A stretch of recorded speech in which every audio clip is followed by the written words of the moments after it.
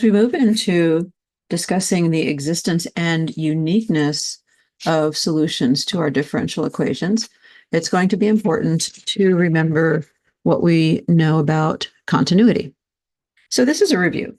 One thing we want to keep in mind is that solutions will have a domain of continuity. So it's going to be important to be able to look at a function and determine what that domain of continuity is. Let's take an example. If we look at the function p of t is t squared, and you look at it at time 5, we know that t squared is continuous at time 5. How do you know it?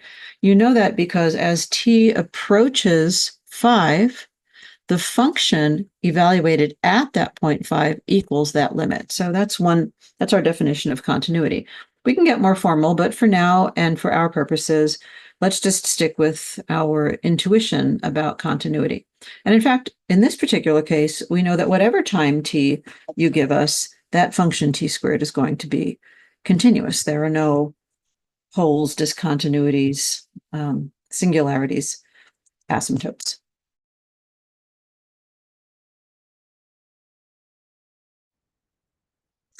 Other functions that are continuous for all real-time t, you can think of sine t, e to the minus 10t, the absolute value of t, any polynomial in t.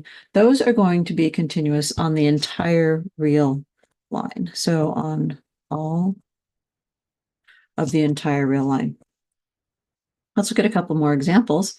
The function natural log of t is actually only defined for positive t, and it is continuous where it is defined. It's defined and continuous on all positive t.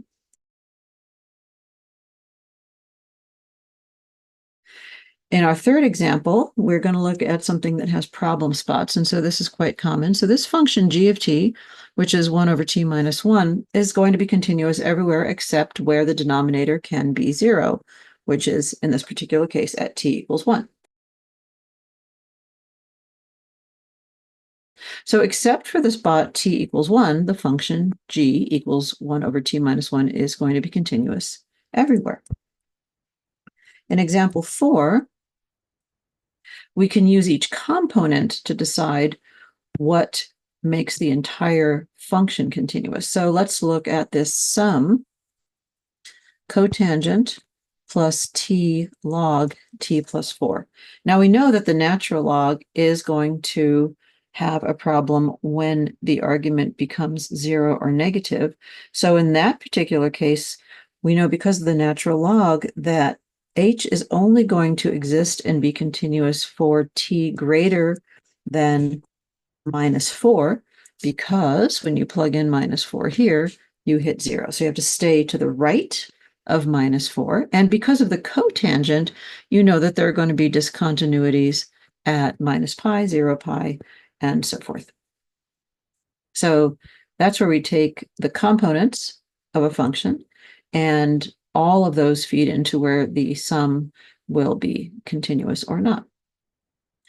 In this example, example 5, we want to talk about the domain of continuity for functions with more than one independent variable. So here I've got a function of both t and y to the 1/5 sine t, for example.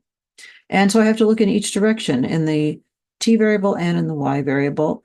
This is going to be continuous for all real t and y, because sine t is continuous, y to the 1/5 is going to be continuous. However, if we look at g of t and y is 1/5 y to the minus 4/5 sine t, we can see right away there's going to be a problem when y becomes 0, because the function is undefined there. All right, so because we never divide by 0, we have a discontinuity, and that is our summary of continuity that we are going to have to keep in mind when we start talking about existence and uniqueness of solutions to differential equations. See you in class.